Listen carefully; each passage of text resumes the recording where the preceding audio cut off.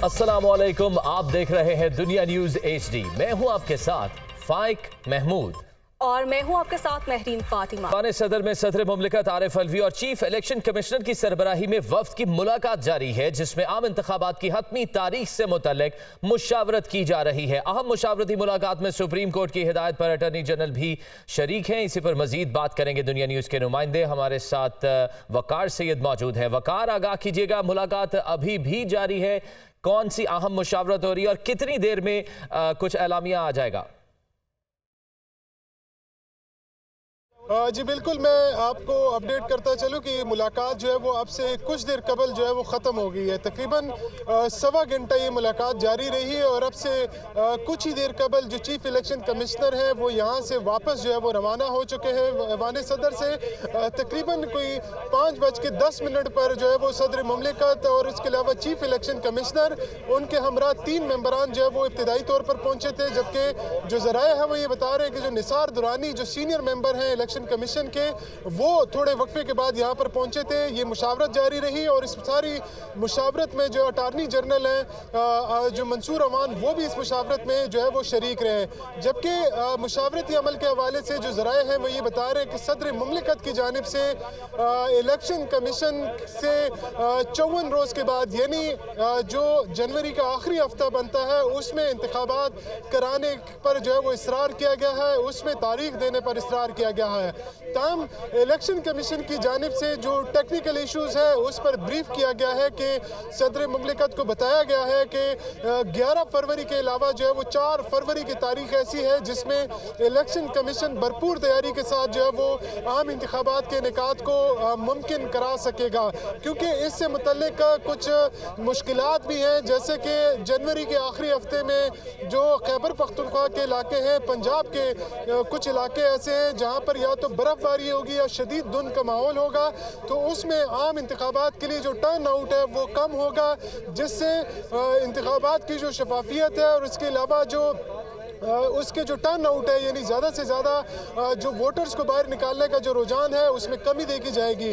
तमाम अब ये मुलाकात जो है वो ख़त्म हो गई है और अब से कुछ देर बाद ये तवक्को की जा रही है कि ईवान सदर से ही बाकायदा तौर पर जो है वो कोई इलामिया जो है वो जारी किया जाएगा, क्योंकि इलेक्शन कमीशन आज अपने इजलास में ये मौक़िफ़ इख्तियार कर चुका है कि जो इलेक्शन तवक्को की जा रही है कि कुछ ही देर बाद ईवान सदर से ही इलामिया जारी किया जाएगा। हमारे साथ ब्यूरो चीफ इस्लामाबाद अदील फड़ाइश भी मौजूद हैं, उन्हें भी शामिल गुफ्तगू करते हैं। अदील, आगाह कीजिएगा, जिस तरह से वकार बता रहे थे कि 11 के अलावा 4 तारीख भी सामने आ रही है, तो क्या बताते हैं जरा, कौन सी तारीख फाइनल होगी?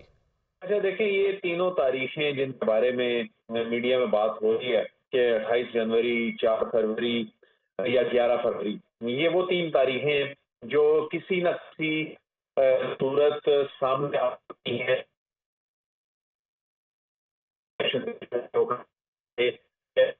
जनवरी है, कह चुका था कि हफ्ते में बात होंगे, तो वो 28 जनवरी के हवाले से बात हुई पहले। फिर ने खुद आज सुप्रीम कोर्ट में ये कहा कि पहले हमने सोचा कि 4 फरवरी को इलेक्शन कराए जा सकते हैं, लेकिन फिर जो देखा कि ये 11 फरवरी ही एक ऐसी तारीख है जिसमें इंतखाबात जो है वो मौजू होंगे। तो ऐसे में ये वो तारीखें हैं जिसमें ये कहा जा सकता है कि 28 जनवरी से पीछे आना तकरीबन नामुमकिन है, डूएबल नहीं है, और 11 फरवरी से जाना भी नामुमकिन है, क्योंकि सुप्रीम कोर्ट ने ये कह दिया कि हम तारीख बढ़ाने की इजाजत नहीं देंगे। तो यूं 28 जनवरी से 11 फरवरी के दरमियान ज्यादा बात 4 फरवरी 11 फरवरी की इसलिए हो रही है कि दोनों इतवार के दिन है और सदर का स्टैंड जो है वो जल्द होने चाहिए।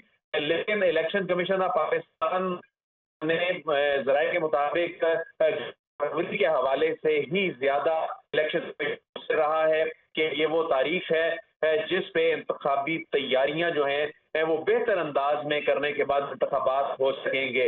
इस सूरत में अभी जो मुलाकात हुई है, ये तवक्को की जा रही है कि इलेक्शन कमीशन और ईवान सदर दोनों इस मुलाकात के हवाले से एलामिया जारी करेंगे कि असल में सिचुएशन क्या है, क्योंकि कमीशन 11 फरवरी को ही मौजू करार दे रहा है, क्योंकि अगरचे इलेक्शन शेड्यूल और इससे कबल होने वाली जो तमाम तैयारियां हैं उसके लिए वक्त मौजूद जरूर है, लेकिन कुछ ऐसी तैयारियां इंतजामी तौर पर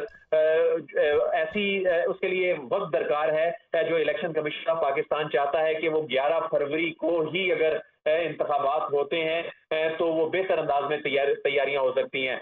तो बहरहाल अभी तक ना तो ऐवान सदर और ना ही इलेक्शन कमीशन की जानिब से ऐसी कोई कंफर्मेशन सामने आ रही है कि किस तारीख पर इत्तफाक हुआ है।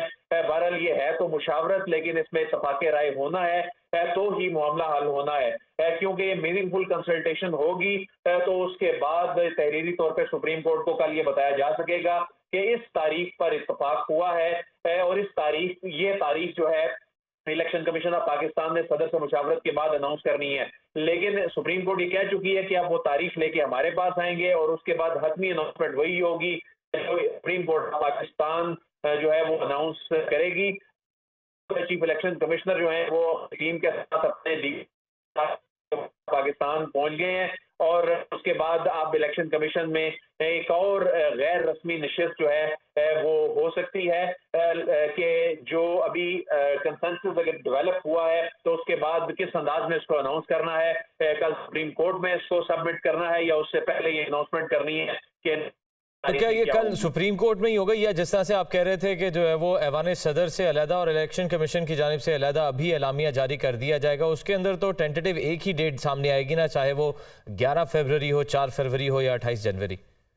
देखिए, इस मुलाकात में चूंकि अटॉर्नी जनरल भी मौजूद थे तो ये एक उनकी पार्टिसिपेशन इस मुलाकात में बहुत अहमियत की हामिल है। तो ऐसे में इस मामले को तहरीरी तौर पे भी चूंकि लाया गया है कि इसके मिनट्स ऑफ मीटिंग और इसमें जो अगर तारीख पर इत्तफाक हुआ है तो ये तहरीरी तौर पर सामने आया है। अगर दोनों अपने अपने एलामिये जारी करते भी हैं जो कि माजी में करते आए हैं एक ही इशू के ऊपर डिफरेंट स्टैंस के साथ, लेकिन आज इस बात का इम्कान यही है कि किसी एक तारीख के साथ ही दोनों जानिब से एलामिया आएंगे और इसमें मौजूद हैं अटॉर्नी जनरल, चूंकि जिनको मैंडेट दिया, इख्तियार दिया सुप्रीम कोर्ट ऑफ पाकिस्तान ने कि आप इस सारे मामले को कंडक्ट करें, इसमें किरदार अदा करें और उसकी जो डॉक्यूमेंटेशन है वो भी अटॉर्नी जनरल ने करनी है। तो ऐसे में अब अगले चंद मिनट्स जो हैं वो बड़े अहम हैं, जिसमें इस बात का इम्कान है कि इलेक्शन कमीशन ऑफ पाकिस्तान की जानिब से सूरत हाल को वाज़ेह किया जा सकता है। सही। वकार सईद भी हमारे साथ मौजूद हैं। वकार, आगाह कीजिएगा, 11 फरवरी, 4 फरवरी या 28 जनवरी, कुछ ही देर में ये मामला क्लियर होते नजर आ रहे हैं। कितनी देर एक्सपेक्टेड लगेगी मजीद के इलेक्शन कमीशन या ऐवान सदर की जानिब से एलामिया जारी किया जाए? देखिए, इस बारे में मैं आपको मज़ीद अगर अपडेट करता चलूँ तो इस वक्त जो चीफ इलेक्शन कमिश्नर हैं वो वापस इलेक्शन कमीशन जो है वो पहुंच चुके हैं। उनके हमरा चारों मेंबरान भी जो है वो पहुंचे हैं। वहां पर जो साफ़ी थे उन्होंने मुतअद्दिद सवालात भी किए, लेकिन उन्होंने किसी किस्म का यानी कोई जवाब नहीं दिया।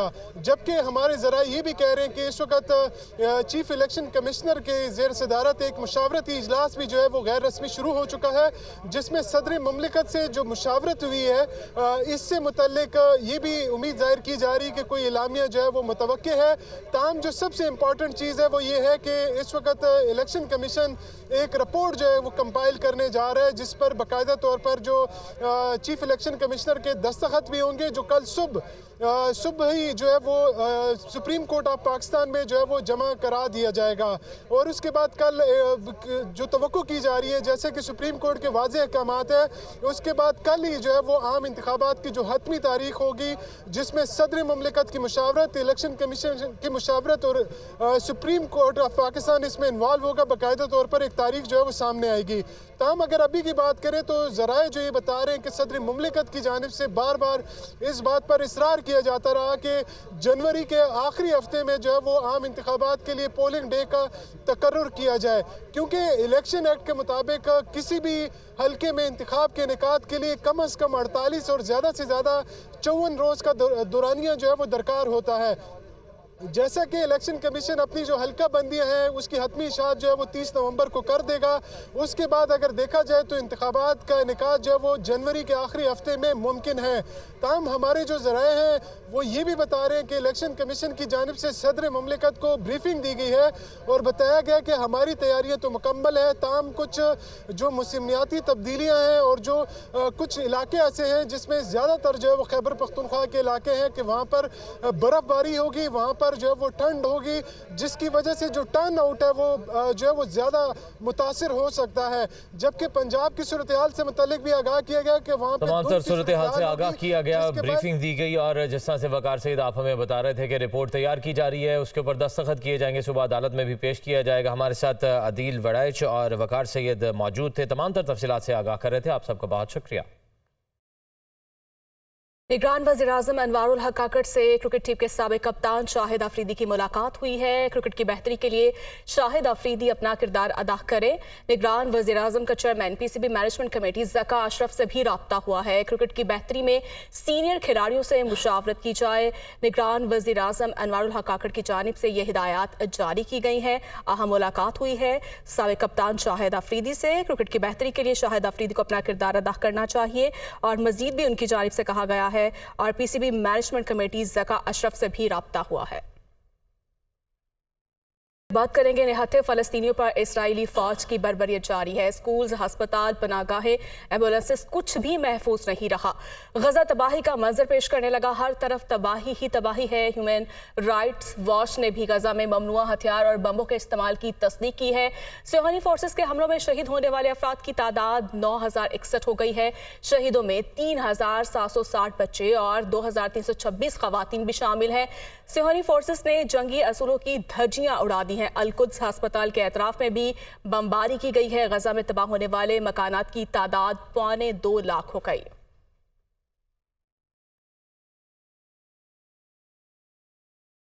गजा में जारी इस्राएली जाहिरियत में कोई कमी न आई। गजा की सूरत हाल के पेश नज़र अरब ममालिक ने बड़ा ऐलान कर दिया है।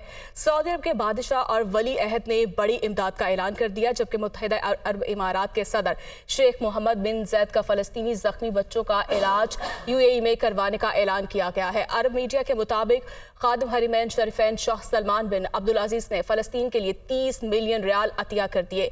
सऊदी वली अहद मोहम्मद बिन सलमान ने भी अवामी अदियात मुहिम के तहत 20 मिलियन रियाल का अतिया किया है। माली इमदाद, अद्वियात, खुराक और बुनियादी ज़रूरियात ज़िंदगी पर खर्च किए जाएंगे। दूसरी जानिब मुत्तहिदा अरब इमारात के सदर शेख मोहम्मद बिन जैद कहते हैं कि इसराइली हमलों में जख्मी 1000 फ़लस्तीनी बच्चे इलाज के लिए मुत्तहिदा अरब इमारात जाएंगे। जख्मी फ़लस्तीनी बच्चों के अहले खाना भी मुत्तहिदा अरब इमारात लाए जाएंगे। बच्चों को इलाज मुकम्मल हो जाने के बाद वतन वापस पहुंचाया जाएगा।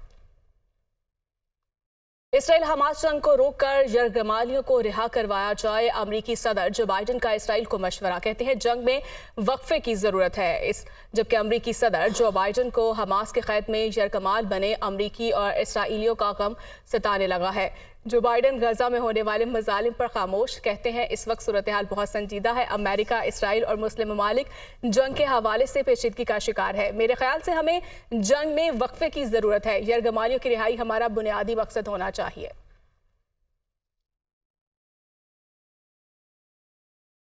आगे बढ़ते हैं। निगरान वज़ीर-ए-आज़म अनवारुल हक काकड़ से पाकिस्तान ब्रॉडकास्टर्स एसोसिएशन के वफ़द ने मुलाकात की है। वफ़द ने इश्तिहारात के ज़िम्न में हुकूमत की जानिब से वाजिबात की अदम अदायगी के मसले के हवाले से आगाह किया। निगरान वज़ीर-ए-आज़म ने वफ़द को इश्तिहारात के वाजिबात की अदायगी का यकीन दिलाया। निगरान वज़ीर-ए-आज़म अनवारुल हक काकड़ से पाकिस्तान ब्रॉडकास्टर्स एसोसिएशन के वफ़द ने मुलाकात की। मुलाकात में निगरान वफाकी वज़ीर इत्तलात और नशरियात मुर्तज़ा सोलंकी, सेक्रेटरी इत्तलात और नशरियात और प्रिंसिपल इंफॉर्मेशन ऑफिसर शामिल थे। वफ़द में chairperson Pakistan broadcasters association Shakeel Masood, secretary general PBA Mian Aamir Mahmood, senior vice chairman Mir Ibrahim Rahman और ताहिर खान शामिल थे।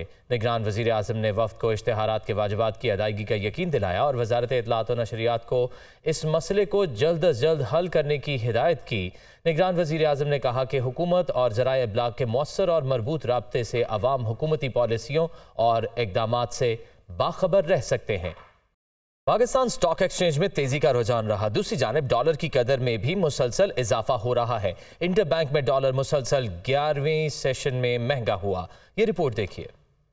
पाकिस्तान स्टॉक एक्सचेंज के 100 इंडेक्स में मुस्बत रुझान आज भी देखा गया। ट्रेडिंग के दौरान 100 इंडेक्स 450 पॉइंट्स तक बढ़ गया। ट्रेडिंग के इख्तिताम पर 100 इंडेक्स 314 पॉइंट्स इजाफे से 52,656 पॉइंट्स पर बंद हुआ। दूसरी जानिब डॉलर की कदर में इजाफे का सिलसिला आज भी जारी रहा। इंटरबैंक में डॉलर 77 पैसे महंगा होकर 283 रुपए 42 पैसे पर बंद हुआ। गुज़िश्ता 11 सेशन के दौरान इंटरबैंक में डॉलर 6 रुपए 58 पैसे महंगा हो चुका है। ओपन मार्केट में डॉलर की कीमत में 1 रुपए इजाफा हुआ। ओपन मार्केट में डॉलर 284 रुपए 50 पैसे पर पहुंच गया।